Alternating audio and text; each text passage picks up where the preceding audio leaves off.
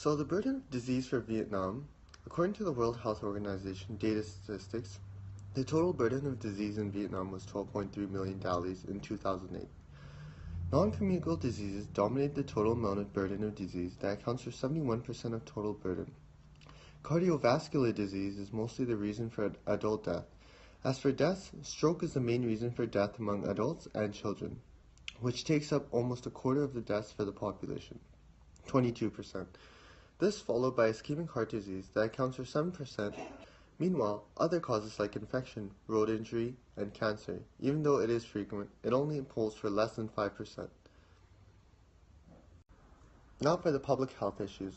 One of the biggest public health issues Vietnam is faced with is cardiovascular disease, this including cerebrovascular disease, which is the main cause of death in Vietnam. This is the number one public health issue because it has been the main cause of death for residents of Vietnam for the past decade. This is followed by ischemic heart disease, the second leading cause of death in Vietnam. Then we have one of the more critical health issues we're looking at, and that is lung cancer. Not only is this the third leading cause of deaths in Vietnam, but it is also one of the diseases with a high growth rate in deaths at 24.9%, increased from 2005, according to the Institute for Health Metrics and Evaluation. This number makes it the top growing disease in Vietnam and causes much worry for public health. Now we're going to talk about the risk factors involving cardiovascular diseases. Unfortunately, poverty still remains a problem in Vietnam today. Due to inefficient food distribution and low income, citizens within the nation fails to maintain a healthy diet and faces the risk of getting infected with such disease. Unstable diet can result in high blood pressure, which will narrow and stop the blood flow and cause cardiovascular diseases. This is what causes heart attacks, heart failures, and other heart sicknesses. Similar to other developing countries, Vietnam is still developing a more efficient system that introduces improved healthcare. So it's important for Vietnam to take care of its citizens.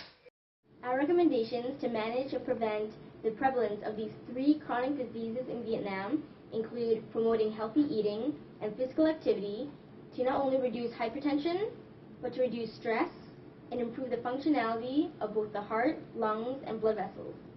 Increasing taxation of tobacco and fast foods to prevent their purchase, mandatory education about the risks of secondhand smoke and signs and symptoms of stroke at educational institutions and workplaces, and promote incentives for international and domestic stroke healthcare practitioners to meet the demands of stroke incidence and prevalence. So Lynn went over some recommendations, and I'll be going over the resources needed for those recommendations.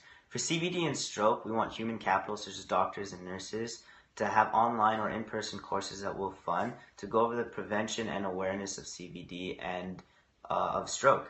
For lung cancer, children, we want them to be educated from school, have health science courses or health courses about the negatives of lung cancer and especially of smoking.